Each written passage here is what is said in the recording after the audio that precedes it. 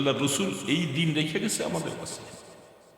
এটার জন্যই মাদ্রাসা, এতগুলি মাদ্রাসা।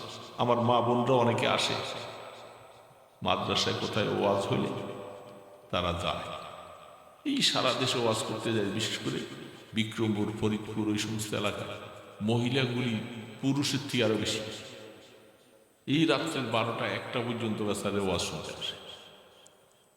এত ওয়াজের আগ্রহ এরা, তো এত ওয়াজ শোনার পরে পর্দা নিষিদ্ধ হবে না। সন্তানকে তো নামাজই বানাবো, যে আমার সন্তানটা নামাজ পড়তে হবে সেটা। আর কেমনে বলবে? যতদিন ছোট থাকে কন্ট্রোলের ভিতরে থাকে, একটু বড় হয়ে গেলে ছেলেকে আর বাবার কথা শুনে, মায়ের কথা শুনে, কথাও শোনে, কথা শুনে না। কারণ কোথায় থাকে রাত্রটা, একটা কদম দিতে পারি না। শরীরের অবস্থা আমাদের তো খারাপ। 10:30টায় প্রোগ্রাম, বলছি যে কিছু কথা, পয়সা দেখি ওনাদের আবার কালেকশন, যারা বসাইছেন বেচারা উনি তো কিছু কথা বলবি কালেকশনের জন্য। আসলে মাহফিলগুলি হেদায়েতের উদ্দেশ্যে হয় না। সারা দেশে সফর করতে করতে এখন বলছি খাদেমকে রোজা পর্যন্ত একটা দিনও প্রোগ্রাম খালি নেই। বলছি সব প্রোগ্রাম না করে দাও, আমি প্রোগ্রাম করতে পারবো না। প্রোগ্রাম করা আমার জন্য ফরজ না। যে কয়দিন বাচ্চা থাকি এইভাবে মসজিদ মাদ্রাসা নিয়ে কিছু দিনের কাজ করি। এই রাত্রে 2টা-3টা বাজে প্রোগ্রাম শেষ করে আসতে, এই অসুস্থতা হয়ে যাচ্ছে দিন দিন। ডাক্তার বলতেছে টাইম মতো খান, টাইম মতো ঘুমান, কিন্তু আমাদের শরীরের উপরে জুলুম হইতেছে। এটার জন্য তো নিজে দায়ী। আমার স্বাস্থ্যের একটা হক আছে, সেই হক আমি নষ্ট করে দিচ্ছি। আল্লাহ পাক ঘুম দিছেন মানুষকে নেয়ামত। আল্লাহ বারবার বলছেন, কোরআন শরীফে বলছেন, ঘুম মানুষের জন্য বিশাল বড় নেয়ামত। ঠিক মতো যদি ঘুম যাইতে না পারে স্বাস্থ্য শেষ হয়ে যাবে, নষ্ট হয়ে যাবে। এর জন্য দূষিত তুমি তোমার শরীরের উপরে জুলুম করেছ। এই জন্য একটা প্রোগ্রাম, আমরা এই এলাকায় মানুষ কত আছে সব মিলে এখানে 20 জন মানুষ, আর ছেলে পেলেরা তারা তো মাদ্রাসা। এই 20 জন মানুষের জন্য একটা বিশাল প্রোগ্রাম হাঁকাইছে। আর ইউটিউব আসছে মানুষ থেকে বেশি। ইউটিউব আইছে 3টা, 5টা, 6টা। মানুষের থেকে ইউটিউবের সংখ্যা বেশি। এখন দুনিয়াটা শুধু রূপক, আড়ম্বরা, হাকিকত নাই, বাস্তবতা নাই। শুধু দুনিয়া তামসা, রং তামসা, রং তামসা। দোস্ত, আপনাদের কাছে কথা বলার মতো শক্তিও নাই, বলতেও চাই না। দুনিয়া এখন রং তামসায় ভরপুর হয়ে গেছে। কোনটা আসল কোনটা নকল এটা মানুষ এখন বুঝতে পারে না। আসল আর নকল বুঝতে পারে না। এই ইউটিউবগুলি আগে ছিল এরকম, আর কয়েক বছর আগে। এখন যেখানে যাবেন এক একটা মাহফিলে 50টা ইউটিউব। ওনারা এগুলার পিছে দৌড়ায় কেন? সারা দেশের মানুষের ওয়াজ শোনাইয়া হেদায়েত দিয়া দিয়ে বক্তার ইউটিউবের ওয়াজটা ওনারা নিয়ে এটা ছেড়ে দিবে। সারা দেশের মানুষ দেখে দেখে সব মোত্তাকি হয়ে যাবে, বুজুর্গ হয়ে যাবে। এর লিগে করে না এগুলি?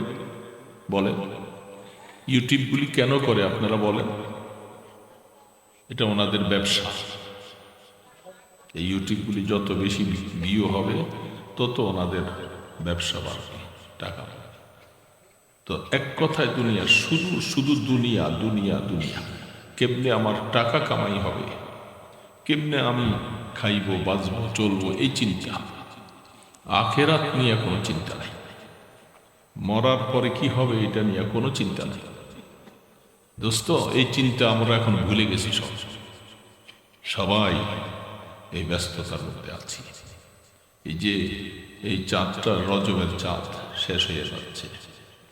বিভিন্ন জায়গায় ওয়াজে আমাদের এই মাওলানা বশিরও কিছু বলছে, আসতে দেখছি শামসলের মোড়ে, সেখানেও একজন ওয়াজ করতেছে।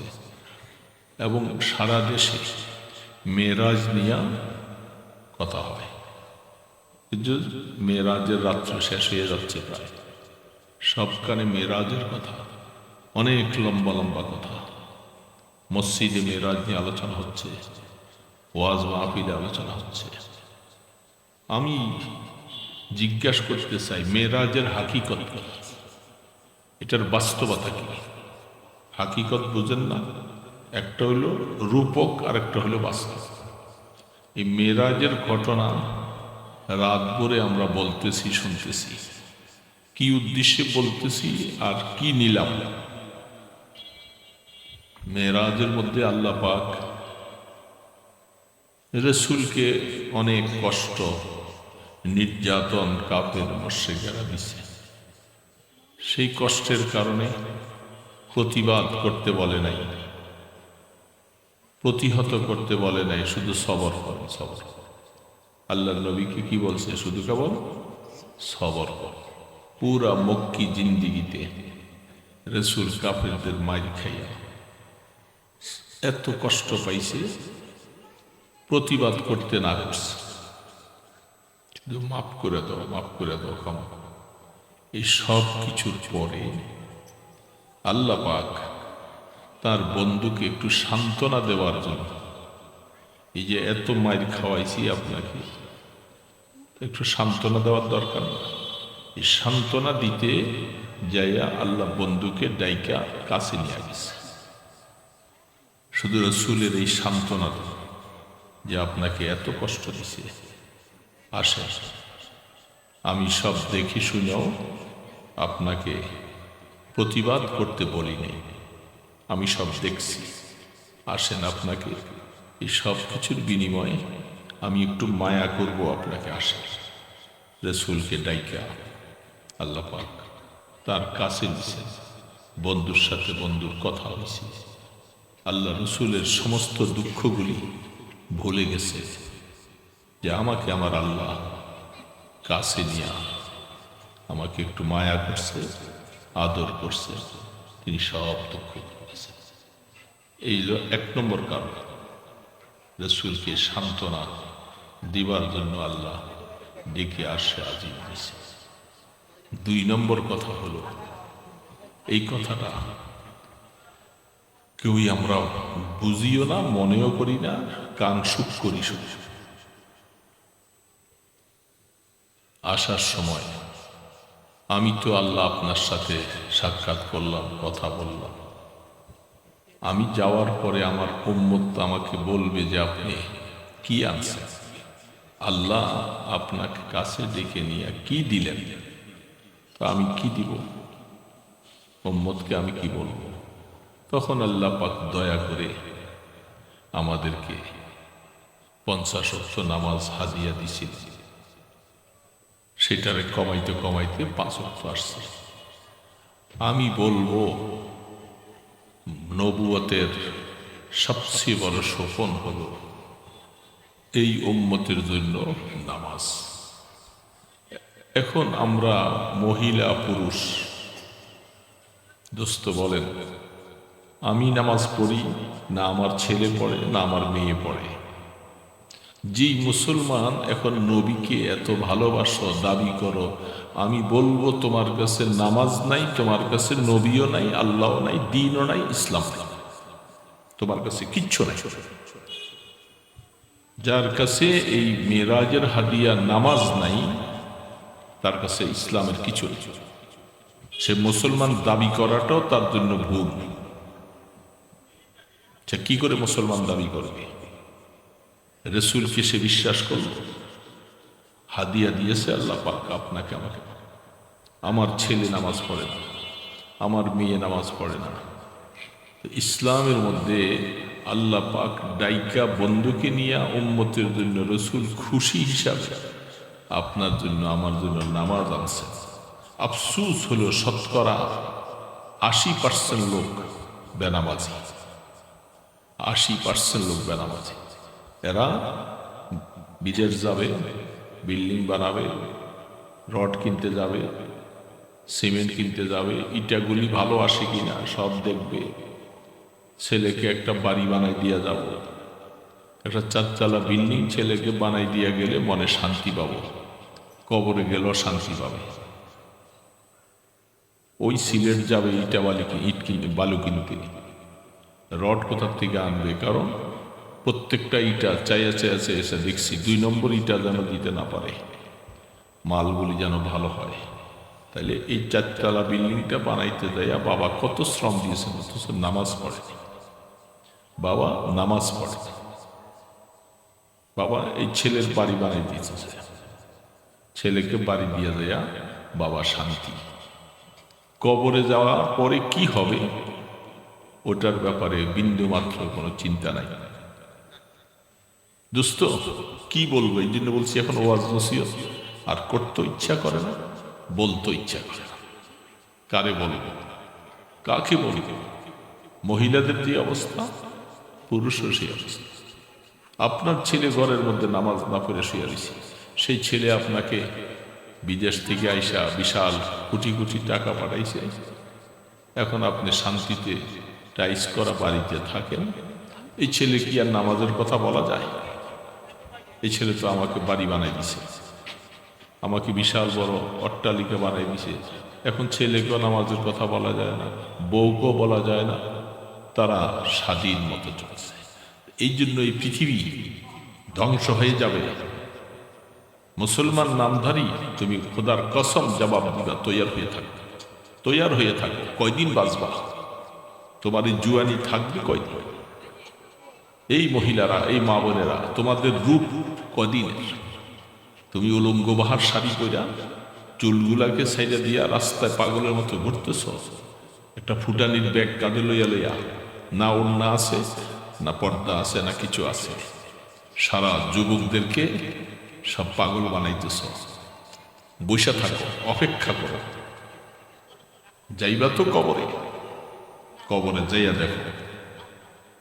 দেখো কয়দিন থাকবে তোমার রূপ। এই জুয়ানি কয়দিন?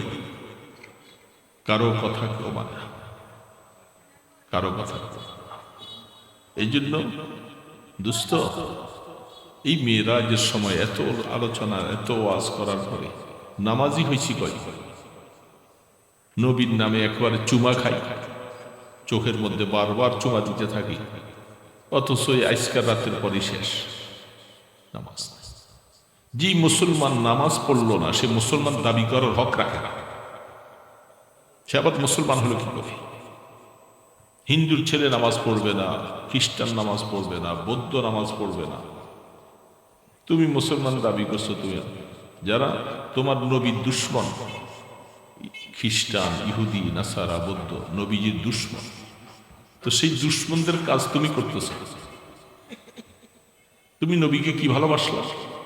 তোমার নবী মাইর খাইল ওই নামাজের জন্য, তোমার নবী রক্ত দিল ওই নামাজের জন্য, আর তুমি নামাজ পড়ো না। তুমি আমি নবীর আশেক, কাল চুমা যাই, তৈয়ার হয়ে যাও, কবরে যাইবা আর সাইজ করবে। ইচ্ছা মনে রাখবা, খোদার কসম দিয়ে বলে যাচ্ছি, জবাব দেওয়া লাগবে। কয়দিন এই বাদগুলি করে থাকবা? শরীরে জুয়ানি কয়দিন থাকবে?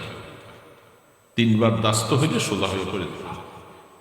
এত বড় শক্তি, এত বড় শক্তি, এত কথা বলা হচ্ছে, এত কথা বলা হচ্ছে, এত কথা, সব শুধু দুনিয়া দুনিয়া দুনিয়া। কেমনে টাকা আসবে, কেমনে বাড়ি হবে, কেমনে কি হবে, সাজসজ্জা কিভাবে হবে, সন্তানগুলাকে মানুষ বানাইবার কোনো ফিকির নেই, কোনো ফিকির নেই। এই সন্তানগুলি সব ধ্বংস হয়ে যাচ্ছে। আফসোস লাগে। যে ছেলেটাকে ওই আমাদের মর্গান স্কুলের সামনে দেখে সকালবেলা তাদেরকে স্কুলে নিয়ে মায়েরা সব ওই রিজম প্লাজার এখানে বসে থাকে, 2 ঘন্টা 3 ঘন্টা বাচ্চার জন্য বসে আছে। বাচ্চার জন্য কত মায়া, বাচ্চাকে আইনে দিয়া গেল, আবার নিয়ে যাবে। এই সন্তানটাকে এত কষ্ট করে নিয়ে লেখাপড়া শিখাইয়া মানুষ বানাইছে। কি মানুষ বানাইছে? সে ডাক্তার হয়েছে, ইঞ্জিনিয়ার হয়েছে, সে নামাজি হয় নাই, তো কি মানুষ হলো? সে তো হাইওয়ান জানোয়ার, গরুর থেকে আর বেশি খারাপ হয়েছে। কি মানুষ হলো সে? মানুষ কাকে বলে? মানুষ মানে কি ডক্টর হওয়া, ইঞ্জিনিয়ার হওয়া? এর নাম মানুষ? আল্লাহ বলছে মানুষ হলো যারা আল্লাহকে চিনে, যারা আখেরাত চিনে, তারা হলো মানুষ। যারা আখেরাত চিনল না, নিজকে চিনল না, নিজেকে জাহান্নাম থেকে যে বাঁচাইতে পারল না, সে আরো বড় শিক্ষিত হইয়া 2 পয়সার দাম নাই তার মতো। আর গরু ছাগলের মধ্যে কোনো বেশ কম, কোনো বেশ কম। এটা কোরআনের কথা, আল্লাহ পাক বলছেন। চতুষ্পদ জন্তু থেকে আরো খারাপ। তো এই বাচ্চাটাকে তার পিছনে লক্ষ লক্ষ টাকা ব্যয় করে ডাক্তার বানাইছে, ইঞ্জিনিয়ার বানাইছে, এত বড় শিক্ষিত করলেন। মা বাবা খুশি, আমার ছেলে মানুষের মতো মানুষ বানাইছি।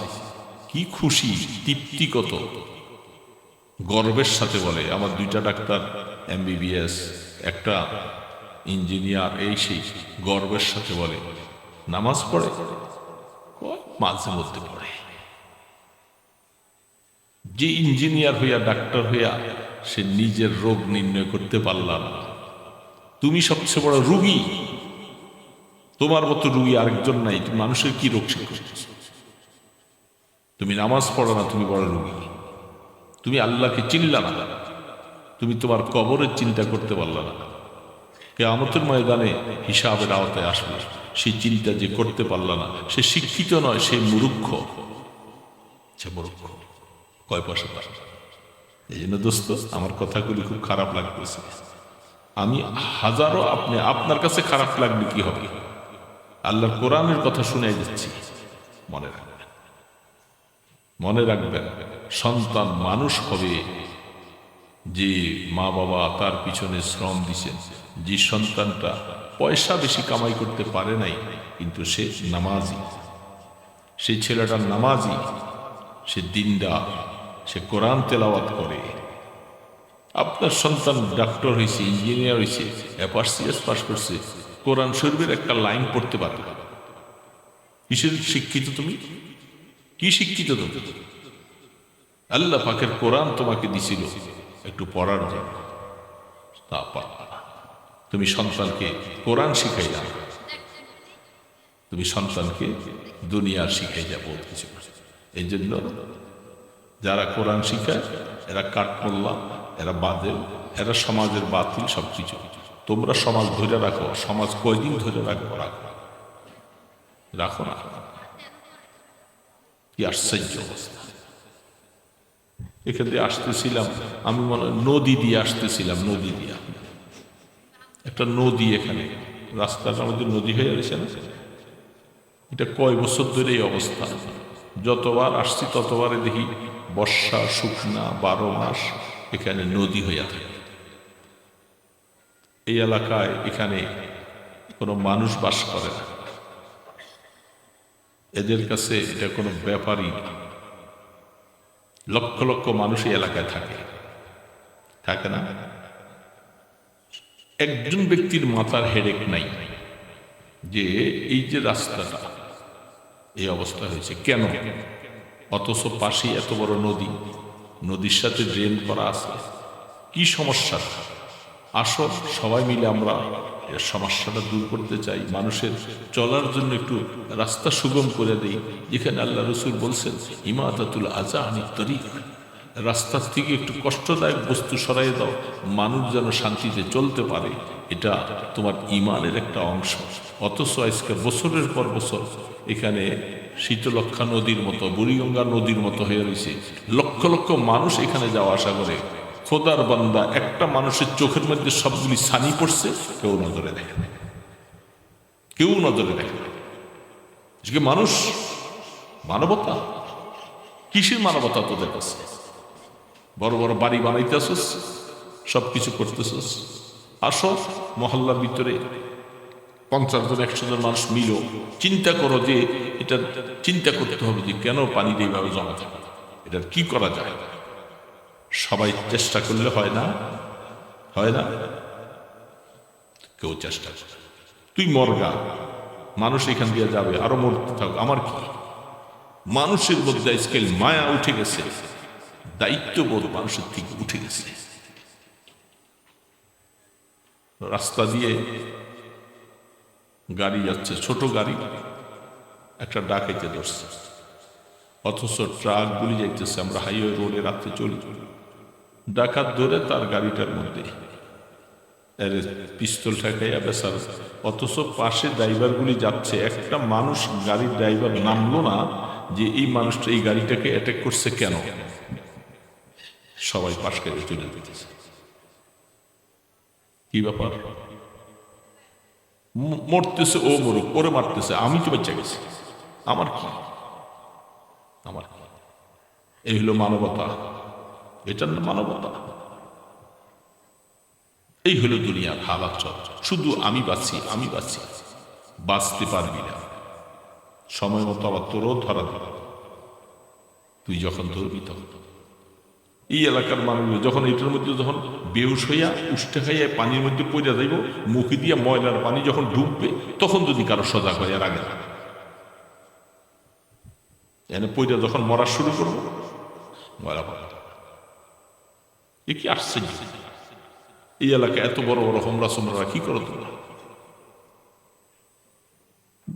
এমপি, মন্ত্রী, অমুক তমুক, চেয়ারম্যান, মেম্বার, বড় বড় মেইলওয়ালা, ফ্যাক্টরিওয়ালা, আরে কিসের মেইল ফ্যাক্টরি?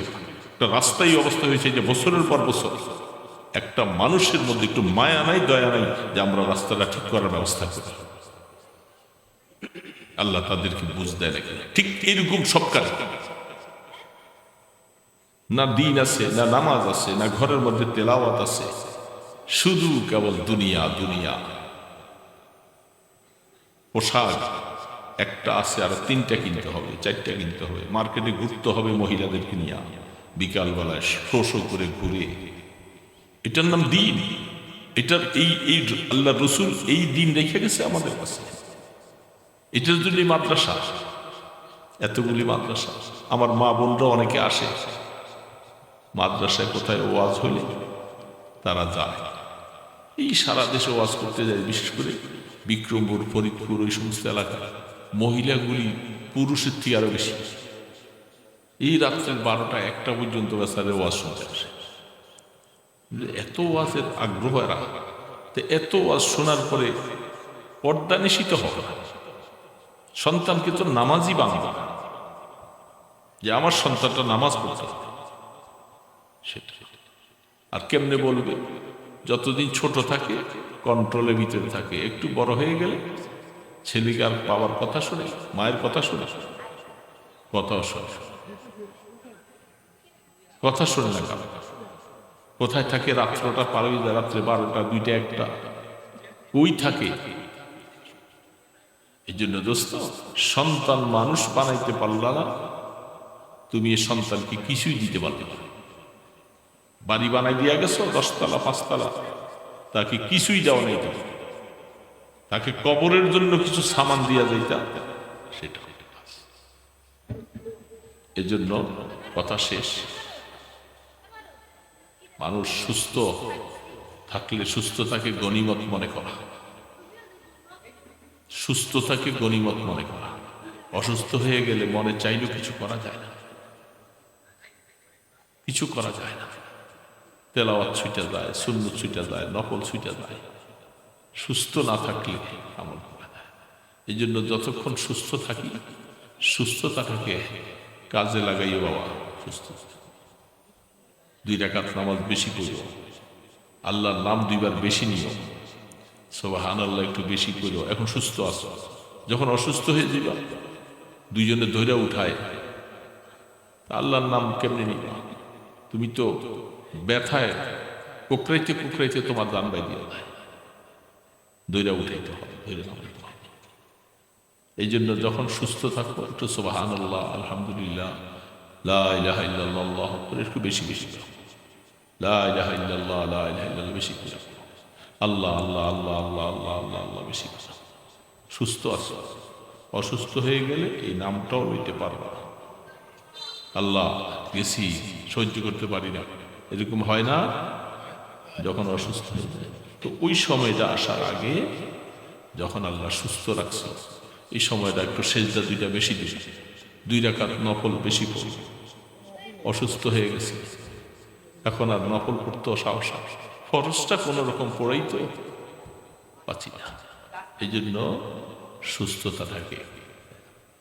আর যখন আল্লাহ তোমাকে সময় দেয় হাতে, এখন সময় আছে, আমি 2-4 রাকাত আরো সেজদা বেশি দিলাম, তো এমন সময় আসবে এখন সময় নেই, সময় পাচ্ছি না, ব্যস্ত। এই জন্য দুইটাকে মানুষ গনিমত মনে করে না। অধিকাংশ মানুষ সময় কত চলে যায়, অবসর পারলে একটু তেলাওয়াত করতে পারে, 2টা সেজদা দিতে পারে, আল্লাহকে বসে বসে একটু ডাকতে পারে, আল্লাহ খুশি হয়।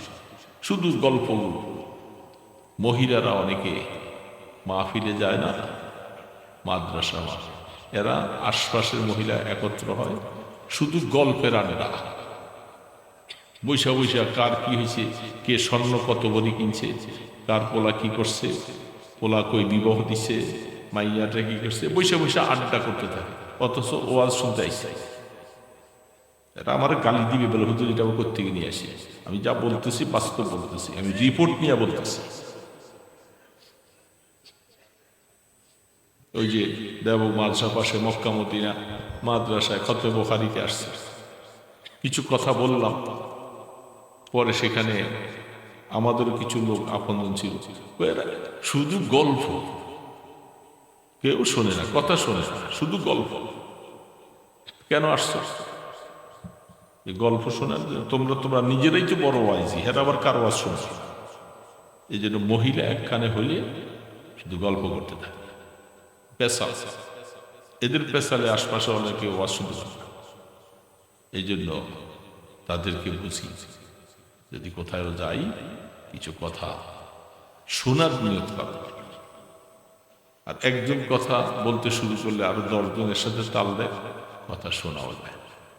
এই জন্য দোস্ত, কথা শেষ, আমার জন্য একটা অটো রেডি করে রাখো। আসছেন কষ্ট করে, মাদ্রাসা নাম তো দিছেন বিশাল বড় নাম, ইবনে কাসির। আমি তো প্রথম বুঝতে পারি নাই কি ব্যাপার, নাম তো ইবনে কাসির দিছেন, সেই অনুযায়ী মাদ্রাসা হইতে বড় মানুষের নাম দিয়ে মাদ্রাসা বানাইছে। এই নামের যেন বরকত থাকে, নামের যেন আসর হয়, নামের সাথে যেন বেয়াদবি না হয়। লেখাপড়া সেই মানের হইতে হবে, লেখাপড়া ওই মান সম্পন্ন হইতে হবে। ছাত্র 3 জন হাফেজ, কেন ছাত্র আরো বেশি হইতে হবে, হাফেজে কোরআন আর বেশি হওয়া দরকার। কয়জন ছাত্র মধ্যে 3 জন পাগড়ি দিয়েছে। এই জন্য কিছু কথা বলে গেলাম, এখন আশাও পড়ে না এইদিকে, আগে অন্যান্য সময় আসতাম। অনুরোধ করবো বাবাজিরা, এইখানে যারা যারা আছে, আমরা কি 5 ওয়াক্ত নামাজ পড়ব? বাবাজিরা, যুবক বাবাজিরা, তোমরা একটু হাত তুলতেছ না? হ্যাঁ, 5 ওয়াক্ত নামাজ পড়বা? হাতলাম বাবা, কেউ কারো কবরে যাবে না, কেউ যাবে না। তোমার কবরে তুমি, আমার কবরে আমি, বাবার কবরে বাবা, কেউ যাবে। মরণ তো লাগবেই, আর কোরআনের কথা ভুল না, কবরটা শান্তিরও হইতে পারে, অশান্তির হইতে পারে। যদি অশান্তির কবর হইয়া যায় রে বাবা, জীবনটা শেষ, জীবনটা শেষ। তাহলে জীবনের এত আড়ম্বনা, এত বাড়ি গাড়ি, মাতবরি সজ্জারি, সাজগুজ, এত কিছু কি লাভ? কবরে যায় যদি শাস্তি হয়। এই জন্য কবরের চিন্তা সামনে। এখন জুয়ান আছো, হঠাৎ করে কত জুয়ানো চলে যায়, অ্যাক্সিডেন্ট হইয়া শেষ শেষ। বুড়া হইয়া মারা যাবে, এটা সবাই হায়াত যার যত আছে। এই জন্য যত কিছুই করো, নামাজ ঠিক রাখবা, আল্লাহকে ঠিক রাখবা, আল্লাহকে ধরবা, আল্লাহকে আপন বানাবা। তোমার জন্য আল্লাহ জিম্মাদার হবে, মৌত শান্তির হবে, কবর শান্তির হবে। এই জন্য সবসময় এই কথাগুলি মনে রাখি। আমি কয়েকটা কথাই শুধু বলে গেলাম। মেয়েরাজের চাঁদ পার হয়ে যাচ্ছে, লম্বা ঘটনা শুনি যে নামাজি হই না, নামাজি হইল না, সন্তানগুলাকে নামাজি বানাইল না। যে বাবা সন্তানকে নামাজি বানাইয়া গেল, সেই সন্তানকে যদি কিচ্ছু দিয়া না যায়, সেই সন্তান মনে করবে যে আমার বাবা আমাকে সবচেয়ে বেশি মূল্যবান জিনিস দিয়া গেছে, যে আমাকে নামাজি বানিয়ে গেছে। এই জন্য যারা মুরব্বীরা আছেন, সন্তানকে নামাজি বানায়। আল্লাহ পাক এই মোটামুটি কয়েকটা কথা আমাদের সকলকে আমল করার তৌফিক দান করে। আস্তাগফিরুল্লাহাল্লাযী লা ইলাহা ইল্লা হুয়াল হাইয়ুল কাইয়্যুম ওয়া আতুবু ইলাইহি। আস্তাগফিরুল্লাহাল্লাযী লা ইলাহা ইল্লা হুয়াল হাইয়ুল কাইয়্যুম ওয়া আতুবু ইলাইহি। আস্তাগফিরুল্লাহাল্লাযী লা ইলাহা ইল্লা হুয়াল হাইয়ুল কাইয়্যুম ওয়া আতুবু ইলাইহি। লা হাওলা ওয়ালা কুওয়াতা ইল্লা বিল্লাহিল আলিয়্যিল আযীম। আল্লাহ আমার ডান হাতে আসবে কিনা জানি না বাবা, ফুল সেরাত কি করে পার হব বাবা, আদি অনন্তকালের জন্য আল্লাহ জান্নাতের বাসিন্দা বানাইও মাওলা। মাওলা এই কয়েকদিনের দুনিয়ার মধ্যে আইসা তোমাকে ভুলে গেছি মাওলা। চিরজীবনের জন্য তো আমরা চলে যাব দুনিয়া সাইজা। আল্লাহ ওইখানে নিয়ে আমাদেরকে একটু আদর করো আল্লাহ। আল্লাহ আল্লাহ আমরা যা বললাম আল্লাহ, আমাদের ভাইদেরকে নামাজি বানাও, এ যুবকদেরকে নামাজি বানাও আল্লাহ, সমস্ত মা বোনদেরকে নামাজি বানাও, তোমার রসুলের উম্মত বানাও আল্লাহ। রসুল যে ব্যথা নিয়ে দুনিয়ার থেকে গেছে আল্লাহ, আল্লাহ আমরা যেন নামাজি হয়ে যাই আল্লাহ। আল্লাহ আল্লাহ এই দুনিয়ার সমস্ত ঝঞ্ঝাট এগুলার থেকে আমাদেরকে মুক্তি দিয়ে দাও আল্লাহ। আমাদের ছেলে মেয়েগুলাকে নেককার দিনদার নামাজি বানাইয়া দিও আল্লাহ। দুনিয়ার মায়া অন্তর থেকে কমাইয়া দাও আল্লাহ। তোমার মায়া, তোমার রসুলের মায়া বসাইয়া দাও, আখিরাতের মায়া বসাইয়া দাও আল্লাহ। আল্লাহ আল্লাহ হায়াতটাকে দামি বানাইবার তৌফিক দাও।